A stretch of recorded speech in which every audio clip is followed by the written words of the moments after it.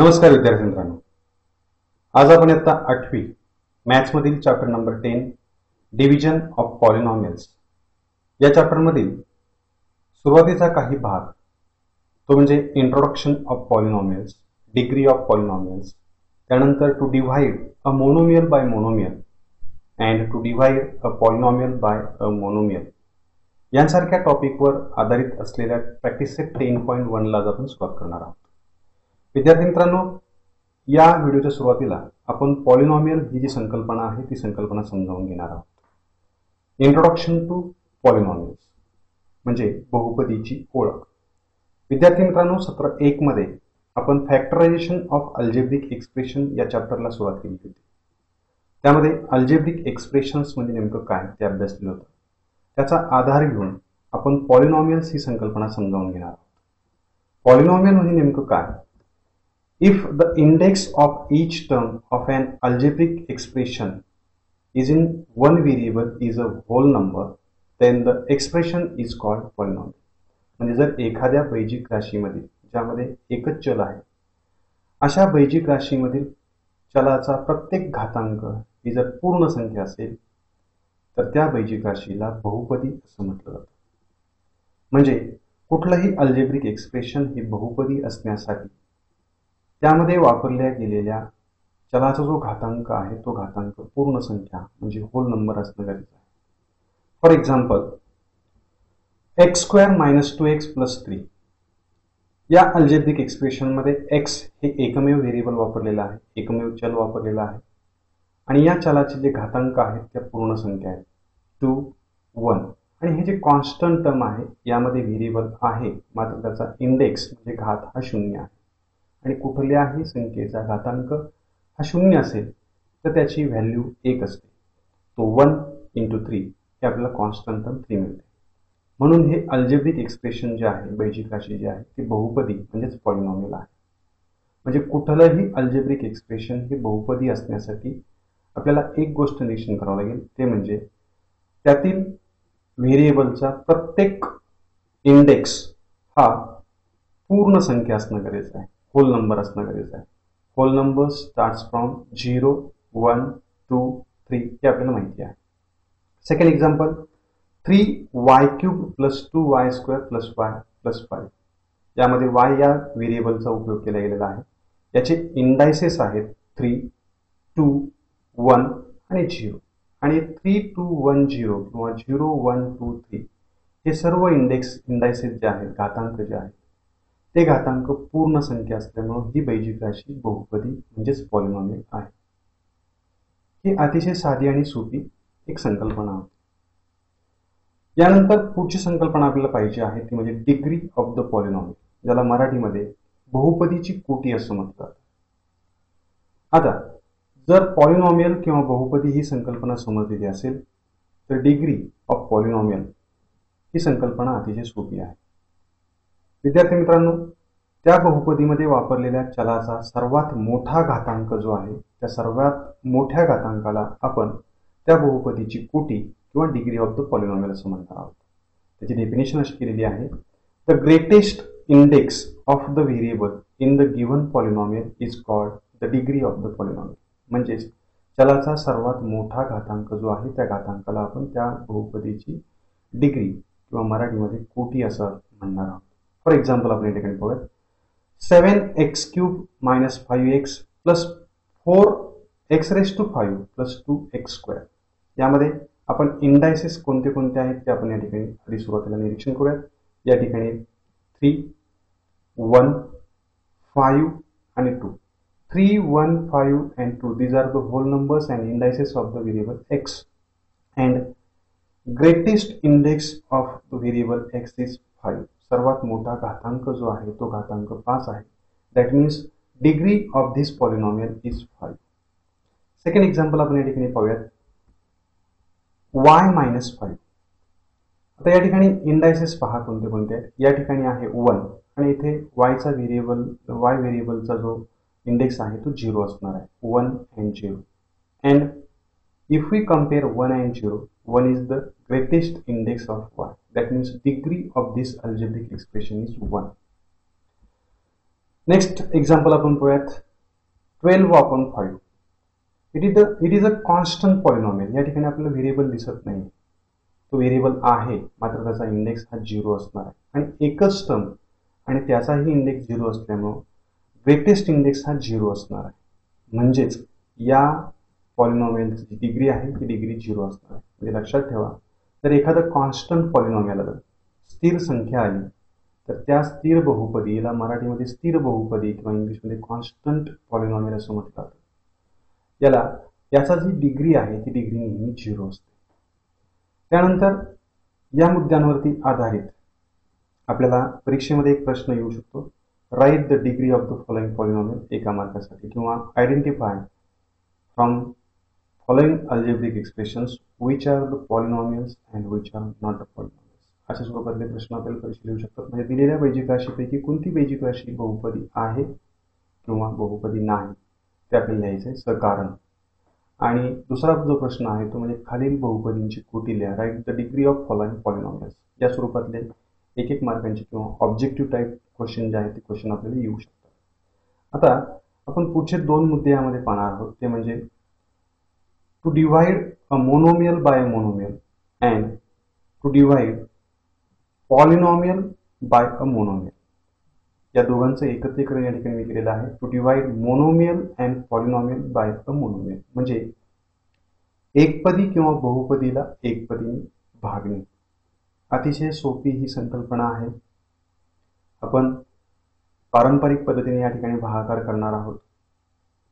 Practice set 10.1 मध्ये question आहे, divide and write the quotient and the remainder. म्हणजे भागाकार करा आणि भागाकार व बाकी हे आपल्याला त्या ठिकाणी लिहायचे आहे. फर्स्ट एक्झाम्पल आहे 21m² डिवायडेड बाय 7. आता विद्यार्थी मित्रांनो, 2 प्रकारे हा भागाकार करता येईल मोनोमियलचा. हे दोनही एकपदी आहेत. मोनोमियल मीन्स एकपदी, बायनॉमियल द्विपदी, ट्रायनॉमियल त्रिपदी, पॉलिनॉमियल म्हणजे बहुपदी. या ठिकाणी दोनही बहुपदी ज्या आहेत त्या एकपदी आहेत. एकपदींचा भागाकार करत असताना 21m² डिवायडेड बाय 7m हे आपण भागाकार 2 वेगवेगळ्या पद्धतीने करू शकतो. या ठिकाणी आपल्याला भागाकार कसा करता येईल पहा. 21m² 7m अशी आपल्याला मांडणी करता येईल. आणि 7 ने 21 ला तर m ने m² ला डिवाइड करून 7 1 7 7 3 21 आणि हा यातील एक m कॅन्सल होऊन आपलं उत्तर जे आहे ते उत्तर 3m हे आपण निरीक्षण मांडू शकतो. ही एक मेथड आहे. परंतु आपण पारंपरिक पद्धतीने याचा डिव्हिजन करणार आहोत आणि त्यासाठी आपण या चिन्हाचा वापर करतो. या ठिकाणी आपल्याला 21m² लिहावं लागेल. इथे आपण डिव्हिजर जो आहे तो 7m या ठिकाणी लिहूया. दिस इज अ डिवायडर. आता या ठिकाणी आपल्याला काही बाबीचं एक्सप्लेनेशन करून या ठिकाणी मी हा भागाकार करणार आहे. या ज्या स्टेप्स आहेत या स्टेप्स आपलं रफ वर्क असणार आहे, काळजीपूर्वक समजा. आता या ठिकाणी काय करायचं पहा, आपल्याला 7m हा 21m² मध्ये कन्वर्ट करायचा आहे. म्हणजे 7m ला अशा कुठल्या तरी एका टर्मने मल्टिप्लाय करायचे की जेणेकरून त्या 2 टर्मचा प्रॉडक्ट जो आहे तो 21m² येणार. मग 7 ला कितीने मल्टिप्लाय केल्यानंतर 21 मिळतील तर 3 म्हणून या ठिकाणी आपण 3 घेणार आहोत. आणि m ला आणखी एका m ने मल्टिप्लाय केलं की m² मिळणार. म्हणून या ठिकाणी 7m ला जर आपण 3m ने मल्टिप्लाय केलं तर 21m² मिळेल. तो मल्टिप्लायर जो आहे तो मल्टिप्लायर आपण या ठिकाणी घेऊया 3m. म्हणजे 7m ला 3m ने मल्टिप्लाय केल्यानंतर आपल्याला 21m² मिळणार. हे आपलं रफ वर्क असणार. मग हा जो 3m आहे तो 3m म्हणजे आपला या क्वेश्चन पार्टमध्ये आपल्याला या ठिकाणी लिहावं लागेल 3m. आणि या 2 टर्मचा जो आलेला प्रॉडक्ट आहे तो प्रॉडक्ट सेम या टर्म सारखा असणार आहे. तो 21m² आपण या टर्मच्या खाली या ठिकाणी लिहूया 21m². तर भागाकार करत असताना ही जी दुसरी राशी आलेली आहे ती पहिल्या राशीतून मूळ राशीतून आपल्याला वजा करायची आणि ही वजाबाकी करत असताना या टर्मचे साईन जे आहे ते साईन आपण चेंज करतो. हे पॉझिटिव्ह आहे ते निगेटिव्ह होईल आणि मग या दोघांचे आपण सबट्रॅक्शन करूया. हा 21m² पॉझिटिव्ह आहे, हा 21m² निगेटिव्ह आहे. दोघांची चिन्ह भिन्न, दोघांची वजाबाकी होऊन उत्तर 0 येणार आहे. म्हणून या ठिकाणी उत्तर 0 आहे. आणि या ठिकाणी आपला बाकी जे आहे रिमाइंडर जो आहे तो 0 आल्यामुळे आपला जो भागाकार आहे तो भागाकार संपलेला. आपल्याला दोन उत्तर लिहायचे आहेत, ते म्हणजे क्वोशंट लिहायचं आहे. क्वोशंट आहे 3m, या ठिकाणी क्वोशंट म्हणजे भागाकार, आणि रिमाइंडर म्हणजे बाकी जे आहे ते 0 आहे. हे आपलं उत्तर असणार आहे.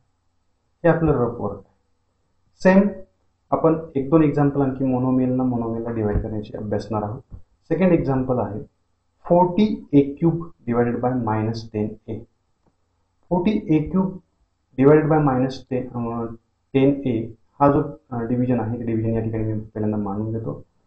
हा जो डिवायडंड आहे 40a³ तो आपण या ठिकाणी मानूयात 40a³, आणि हा जो डिव्हिजन आहे -10a तो आपण या पार्टमध्ये मानू.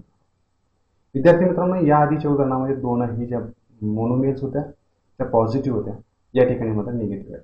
आता आपल्याला हा -10a जो आहे तो पॉझिटिव्ह 40a³ मध्ये कन्वर्ट करायचा आहे. मग या ठिकाणी आपलं एक्सप्लेनेशन मध्ये आपण रफ वर्क करतोय. -10a into which term is equal to 40a³. मग आता आपण असा विचार करूयात, ऋण 10 ला कोणत्या संख्येने गुणल्यानंतर उत्तर धन 40 येणार आहे? तर ऋण 10 ला ऋण 4 ने मल्टिप्लाय केल्यानंतर ऋण धन 40 मिळणार आहे, आणि ए ला a² ने मल्टिप्लाय केल्यानंतर a³ मिळणार आहे. म्हणून आपला जो मल्टिप्लायर असणार आहे तो असणार आहे -4a². -4a² या ठिकाणी negative positive, the product of two numbers having same signs is positive. हा जो नियम आहे की दोन समान चिन्ह असलेल्या संख्यांचा गुणाकार हा धन येतो, तो नियम या ठिकाणी आपण वापरला. मग हा आपला मल्टिप्लायर असणार आहे. तो मल्टिप्लायर आपण क्वेश्चन पार्टमध्ये या ठिकाणी मांडणार आहोत. -4a². या ठिकाणी पहा, -10 into -4 it is +40 and a into a² that means a³. आता हा जो प्रॉडक्ट आलेला आहे तो प्रॉडक्ट आपण या ठिकाणी या मोनोमियलच्या खाली या ठिकाणी मांडूयात. हा पॉझिटिव्ह a³ आहे, त्याचं साईन चेंज करावं लागेल, पॉझिटिव्हचं निगेटिव्ह होईल, आणि मग या दोघांची चिन्ह भिन्न आहेत, आणि भिन्न चिन्ह असलेल्या संख्यांची वजाबाकी होते. म्हणजे 40a³ वजा 40a³ म्हणजे आपला जो बाकी आहे ते बाकी 0 असणार. इथे आपला हा भागाकार संपेल. मग या ठिकाणी क्वोशंट काय आला आपला? तो क्वोशंट म्हणजेच भागाकार आहे ऋण 4a², तो आपण या ठिकाणी म्हणूया ऋण 4a², आणि रिमाइंडर असणार आहे. नेक्स्ट एक्झाम्पल आपण पाहूयात. थर्ड एक्झाम्पल, यामध्ये दोनही मोनोमियल्स हे निगेटिव्ह आहेत. -48p⁴ divided by -9p². या ठिकाणी आपण मांडणी करून घेऊयात. क्वोशंट आहे डिव्हिडंड जो आहे तो आहे -48p⁴ and division is -9p². पुन्हा एक्सप्लेनेशन आपण मध्ये काय करणार आहोत की -9p² हा आपल्याला -48p⁴ मध्ये कन्वर्ट करायचा आहे. या ठिकाणी आपण ही मांडणी करून घेतली. मग ऋण 9p² ला कोणत्या बहुपदीनं किंवा कोणत्या एकपदीनं गुणावं की जेणेकरून त्याचं रूपांतर हे ऋण 48p⁴ यामध्ये होणार आहे. आता हा जो प्रॉडक्ट आहे तो प्रॉडक्ट निगेटिव्ह आलेला आहे, म्हणजे गुणाकार हा ऋण केव्हा येईल तर चिन्ह भिन्न असलेल्या संख्यांचा गुणाकार निगेटिव्ह येतो. म्हणजे या ठिकाणी हा जर निगेटिव्ह असेल तर आपल्याचा पुढचा जो मल्टिप्लायर आहे त्याचं साईन पॉझिटिव्ह घ्यावं लागणार आहे. मग 9 ला कितीने मल्टिप्लाय केल्यानंतर त्याचं रूपांतर हे 48 मध्ये होणार आहे. तर हे आपल्याला थोडंसं काळजीपूर्वक विचार करावा लागेल. या ठिकाणी आपण काय करतो का थोडंसं समजावून की जर समजा आपण 9p² आपल्याला 16/3p² जर मल्टिप्लाय केलं, या ठिकाणी काय होईल? 3 एके 3, 3 त्रिक 9, या ठिकाणी 3 येणार आहे, आणि 3 इंटू 16 हा जो प्रॉडक्ट आहे तो 48 येणार आहे, पण साईन डिफरंट असल्यामुळे त्यांचा तो निगेटिव्ह येणार आहे. And p² into p² it is p⁴. हे थोडंसं फ्रॅक्शनल मल्टिप्लायर जे आहे ते काळजीपूर्वक समजून घ्यायचं, कारण 9च्या टेबलमध्ये 9च्या पाड्यामध्ये 48 येत नाही, म्हणून आपल्याला फ्रॅक्शनल पार्ट जो आहे अपूर्णांकी संख्येने 9 ला मल्टिप्लाय करावं लागलेलं आहे की जेणेकरून त्याचं रूपांतर 48 मध्ये होणार आहे. मग या ठिकाणी 16/3 या संख्येने 9 ला गुणल्यानंतर त्याचा गुणाकार हा 48 येतो आहे, परंतु आपल्याला ऋण पाहिजे, म्हणून या ठिकाणी जर 9 ला निगेटिव्ह साईन असेल तर आपल्याला पॉझिटिव्ह साईन येतो. p² इंटू p² हा p⁴. व्हेरिएबलचं प्रॉडक्ट घेणं हे सोपं आहे. म्हणजे या ठिकाणी आपला जो मल्टिप्लायर आहे तो मल्टिप्लायर म्हणजे आपला या ठिकाणचा क्वोशंट असणार आहे. इट इज 16/3 p⁴, आणि या दोघांचा जो प्रॉडक्ट आहे तो -48p⁴ हा आपण या खाली दिला. या ठिकाणी आपण सबट्रॅक्शन करतोय. सेकंड टर्मचं साइन चेंज करा, निगेटिव्हचं पॉझिटिव्ह होईल आणि या दोन टर्म ज्या आहेत, दोन मोनोमियल जे आहेत त्यांचे साइन डिफरंट आहेत. हा निगेटिव्ह तर ही टर्म पॉझिटिव्ह, दोघांचं सबट्रॅक्शन होईल. त्याच टर्ममधून आपण त्याच टर्मला सबट्रॅक्ट करत आहोत, म्हणून आपला रिमाइंडर जो आहे तो रिमाइंडर 0 असणार. That means quotient is 16/3p² and remainder is 0. या ठिकाणी फक्त फ्रॅक्शनल पार्ट असल्यामुळे त्याचा सराव जास्त करणं गरजेचं आहे. फ्रॅक्शनल मल्टिप्लायर या ठिकाणी आलेला आहे, हे काळजीपूर्वक आपल्याला समजलं. नेक्स्ट एक्झाम्पल आपण या ठिकाणी पाहूयात. प्रॅक्टिस सेट 10.1 मधलं 6th एक्झाम्पल या ठिकाणी मी घेतलेलं आहे. उरलेली मधली एक्झाम्पल्स ही सोपी आहे, ती तुम्ही सराव म्हणून घरी सोडू शकता. आता या एक्झाम्पलमध्ये आपल्याला बायनॉमियलला मोनोमियलने डिवाइड करायचं आहे. सेम पहिल्या 3 एक्झाम्पल मधील आपल्याला एक्सप्लेनेशन जर समजलं असेल तर हे एक्झाम्पल अतिशय सोपं आहे. आपण याची मांडणी करून घेऊयात. Dividend is 8p³ - 4p² and divisor is 2p². तो आपण या ठिकाणी मांडला. आता या ठिकाणी हा जो डिव्हिजर आहे त्या डिव्हिजरचं कन्व्हर्जन सुरुवातीला आपल्याला 8p³ मध्ये करायचं आहे. म्हणून या ठिकाणी एक्सप्लेनेशनच्या 2 स्टेप आपल्याला घ्याव्या लागतील. फर्स्ट स्टेपमध्ये आपल्याला काय करायचं, 2p² into ... is equal to 8p³, म्हणजे 2p²चं रूपांतर आपल्याला 8p³ मध्ये करायचं आहे. मग 2 ला कशाने मल्टिप्लाय केल्यानंतर त्याचं रूपांतर 8 मध्ये होईल तर 4, आणि p² ला p ने मल्टिप्लाय केल्यानंतर p³ मध्ये कन्व्हर्जन होणार आहे. म्हणजे याचा मल्टिप्लायर जो असणार आहे तो असणार आहे 4p. जर आपण 4p ने 2p² ला मल्टिप्लाय केलं तर त्याचं रूपांतर होणार आहे 8p³ मध्ये. म्हणजे हा जो आहे तो आपला क्वेश्चनचा एक पार्ट असणार आहे, तो आपण 4p या ठिकाणी मांडूया. आणि या दोघांचा जो प्रोडक्ट आहे तो प्रोडक्ट 8p³ तो आपण या टर्म खाली मांडायचा आहे. लाईक टर्म्स ह्या एका खाली एक आल्या पाहिजेत. या 8pचं चिन्ह आपल्याला बदलावं लागेल. 8p³चं हे पॉझिटिव्ह आहे, ते निगेटिव्ह करून घ्या. हा वरचा 8p³ पॉझिटिव्ह, हा निगेटिव्ह, दोघांचं सबट्रॅक्शन होऊन त्यांचं सबट्रॅक्शन येणार आहे 0. आणि ही नेक्स्ट टर्म जी आहे ती नेक्स्ट टर्म आपण ॲज इट इज पुढे घेतली. आता या 0ला महत्व असणार नाही, ही आपली नेक्स्ट टर्म असणार आहे. आता मात्र पुढे काय करायचं, हा जो 2p² आहे त्याचं कन्व्हर्जन आपल्याला -4p² मध्ये करायचं आहे. मग या ठिकाणी सेकंड एक्सप्लेनेशन स्टेप असणार आहे 2p² into ... is equal to -4p². हा प्रॉडक्ट आपल्याला निगेटिव्ह पाहिजे, म्हणजे दोन संख्यांची चिन्ह भिन्न पाहिजे. याचं पॉझिटिव्ह आहे म्हटल्यानंतर पुढे आपण निगेटिव्ह घ्यावं लागणार. 2 ला आपण 2 ने मल्टिप्लाय केलं की त्याचं -4 मध्ये कन्व्हर्ट होईल. आणि p² इथे आहे, इथे आहे. आपल्याला p² ला कशाने मल्टिप्लाय न करता आपल्याला p² मध्ये रूपांतर करायची गरज राहिलेली नाही, म्हणून या ठिकाणी मल्टिप्लाय असणार आहे -2. -2 न जर आपण या मोनोमियलला मल्टिप्लाय केलं तर त्याचं उत्तर असणार आहे -4p². म्हणून आपला सेकंड पार्ट जो आहे क्वेश्चनचा तो असणार आहे -2. तो आपण या ठिकाणी -2 मांडूयात. आणि या दोघांचा जो प्रॉडक्ट आहे तो प्रॉडक्ट मात्र या ठिकाणी आपण -4p² खाली मांडणार आहोत. म्हणजे विद्यार्थी मित्रांनो लक्षात ठेवा की आपल्याला ज्या टर्ममध्ये आपल्या डिव्हिजरचं कन्व्हर्जन करायचं आहे त्या टर्मच्या साईनसह कन्व्हर्जन करायचं. निगेटिव्ह टर्म असेल तर निगेटिव्ह मध्येच आपण कन्व्हर्ट करू. आता या ठिकाणी आपण सबट्रॅक्शन करतोय. सेकंड टर्मचं साईन चेंज करा, निगेटिव्हचं पॉझिटिव्ह होईल. आणि या दोघांचे साईन डिफरंट असल्यामुळे सबट्रॅक्शन जे आहे ते सबट्रॅक्शन 0 येणार आहे. That means our quotient is 4p - 2. Right here quotient 4p - 2 and remainder is 0. This is our remainder. Next example आपण या ठिकाणी पाहूयात. 21x⁴ - 14x² + 7x divided by 7x³. विद्यार्थी मित्रांनो पुस्तकामध्ये 7x आहे, सॉरी 7x³ आहे. या ठिकाणी आपण काळजीपूर्वक याचं डिव्हिजन करावं लागेल, कारण एका स्टेपमध्येच आपल्याला याचं उत्तर मिळणार आहे. कसं ते आपण पाहूयात. याचा डिवायडंड आहे 21x⁴ - 14x² + 7x. तो आपण या ठिकाणी मांडूयात. 21x⁴ - 14x² + 7x divided by division आहे 7x³. आता 7x³ कन्व्हर्जन आपल्याला 21x⁴ मध्ये करायचं आहे. पहिली आपली स्टेप असणार आहे 7x³ into ... is equal to 21x⁴. म्हणजे या ठिकाणी आपल्याला मल्टिप्लायर शोधायचं. मग 7 ला जर आपण 3 ने मल्टिप्लाय केलं तर 21 मध्ये कन्व्हर्जन होईल. आणि x³ ला x न मल्टिप्लाय केल्यानंतर x⁴ मिळणार आहे. म्हणून आपला या ठिकाणी मल्टिप्लायर असणार आहे 3x. 3x न 7x³ ला मल्टिप्लाय केल्यानंतर दोघांचं product 7 × 3 21 and x cube into x x raise to 4 आपल्याला मिळाला. मग हा आपला क्वेश्चन असेल तो आपण या ठिकाणी म्हणूया 3x आणि यांचा दोघांचा जो प्रोडक्ट आहे तो प्रोडक्ट 21x रेज टू 4 हा आपण या लाईक टर्म्स खाली एकमेकांखाली मांडलेला आहे. याचं साईन पॉझिटिव्ह आहे ते आपण निगेटिव्ह करून घेऊ आणि या दोघांचं सबट्रॅक्शन करूया. या दोघांचं साईन सेम, याचं पॉझिटिव्ह याचं निगेटिव्ह, दोघांचं सबट्रॅक्शन होऊन आन्सर 0 असणार आहे. 0 minus 14x raise to 4 plus 7x. आता पुढे जर विचार केला तर 7xचं कन्व्हर्जन आपल्याला निगेटिव्ह 40x स्क्वेअरमध्ये करायचं आहे.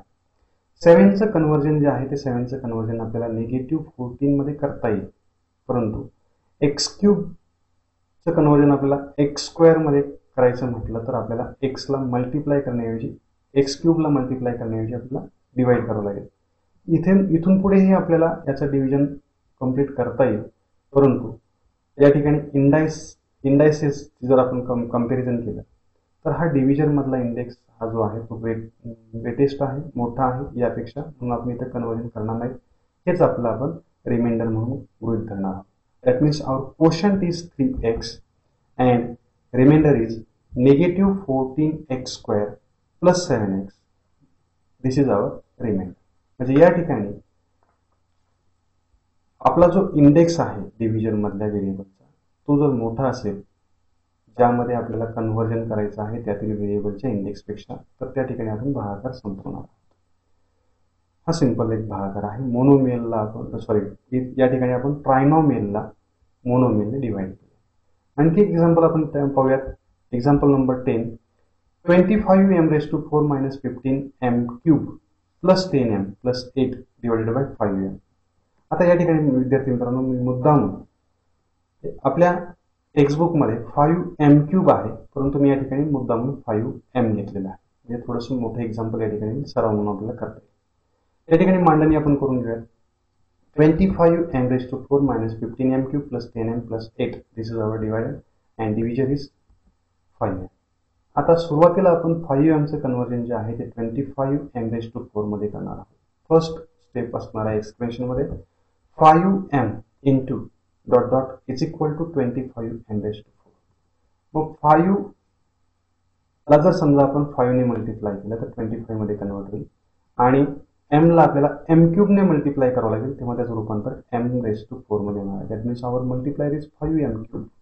मग हा जो 5m क्यूब आहे त्याने आपण 5m ला मल्टिप्लाय केल्यानंतर त्याचा प्रॉडक्ट 25m रेज टू 4 येईल. मग हा आपला जो मल्टिप्लायर आहे is a first part of our quotient, first term of our quotient is 5m cube. तो पार्ट जो आहे तो आपण या ठिकाणी मांडला. या दोघांचा जो प्रॉडक्ट आहे जो आपण ऑलरेडी या ठिकाणी मांडलेला आहे तो 25m रेज टू 4 आपण या टर्म खाली मांडूया.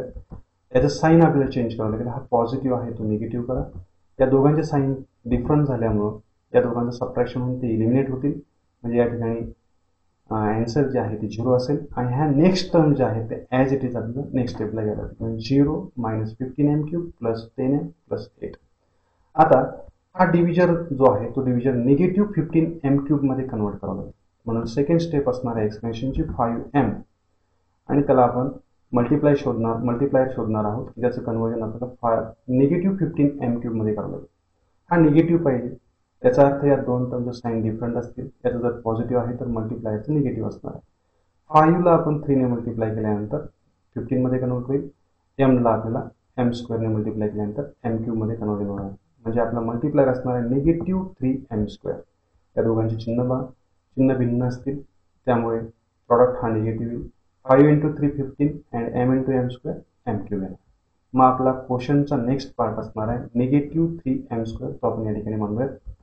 आणि या दोन टर्मचा जो प्रॉडक्ट आहे निगेटिव्ह 15m क्यूब तो आपण या ठिकाणी निगेटिव्ह 15m क्यूब. याचं साईन आपल्याला चेंज करावं लागेल. निगेटिव्हचं पॉझिटिव्ह होईल आणि यांचं सबट्रॅक्शन चिन्ह भिन्न झाल्यामुळं सबट्रॅक्शनचा आन्सर हे 0 असणार आहे. 0 प्लस नेक्स्ट टर्म जे आहे 10m and 8 as it is आपण खाली घेतलेले आहे. आता 5m हा आपल्याला 10m मध्ये कन्वर्ट करायचा आहे. ही आपली थर्ड स्टेप असणार आहे. 5m into dot dot is equal to 10m. आता या दोन व्हेरिएबलचे इंडायसेस सेम आहेत त्यामुळं व्हेरिएबल आपल्याला कन्वर्ट करायची गरज नाही, त्याचा मल्टिप्लाय शोधायची गरज नाही. मात्र 5 ला आपण 2 ने मल्टिप्लाय केल्यानंतर 10 मध्ये कन्वर्ट होणार आहे. म्हणून या ठिकाणी आपला मल्टिप्लायर जो आहे तो मल्टिप्लायर पॉझिटिव्ह 2 आपण मुद्दा म्हणून या ठिकाणी मांडला. तर या दोघांचा जो गुणाकार आहे तो गुणाकार धन 10m असणार आहे. मग हा आपला जो मल्टिप्लायर आहे तो पॉझिटिव्ह 2 आपण हा थर्ड पार्ट आहे आपला थर्ड टर्म आहे क्वेश्चनची ते आपण या ठिकाणी म्हणूया पॉझिटिव्ह 2 आणि मग या दोघांचा जो प्रॉडक्ट आहे तो प्रॉडक्ट 10m हा 10m या टर्म खाली आपण म्हणूयात त्याचं साईन चेंज करूयात पॉझिटिव्हचा निगेटिव्ह होईल आणि दोघांचं सबट्रॅक्शन होऊन 0 मिळतील आणि नेक्स्ट टर्म जी आहे ती 8 आपण या ठिकाणी ॲज इट इज घेतली. आता या ठिकाणी व्हेरिएबल आहे या ठिकाणी नाही म्हणजे इथं व्हेरिएबल आहे परंतु त्याचा इंडेक्स 0 आहे या ठिकाणी 1 आहे. मग हा डिव्हिजनमधला व्हेरिएबलचा इंडेक्स हा मोठा असल्यामुळे आपण याचं कन्वर्जन यामध्ये करणार नाही आहोत म्हणजे ही आपली बाकी असणार आहे रिमेंड असणार आहे. म्हणजे आपलं क्वोशंट आहे 5m³ मायनस 3m² प्लस 2 हा भागाकार आहे तो आपण या ठिकाणी म्हणूयात 5m³ मायनस 3m² प्लस 2 आणि रिमाइंडर म्हणजे बाकी ही 8 असणार आहे 0 plus 1 that is 8 this is our answer. विद्यार्थी मित्रांनो या प्रॅक्टिस सेटमध्ये एकूण 10 एक्झाम्पल्स आहेत. मी सर्व प्रकारचे जे एक्झाम्पल्स आहेत त्या व्हिडिओमध्ये कव्हर अप केलेले आहेत. उरलेले एक्झाम्पल्स तुम्ही घरी सराव म्हणून सोडवा. हा व्हिडिओ जर आपल्याला आवडला असेल तर याला लाईक करा, मित्रांना शेअर करा आणि चॅनल सबस्क्राईब करायला विसरू नका. काही अडचण असल्यास या व्हिडिओच्या कॉमेंट बॉक्समध्ये आपण आपली अडचण विचारली तरी चालेल. आपल्या शंकेचं समाधान केलं जाईल. धन्यवाद. काळजी.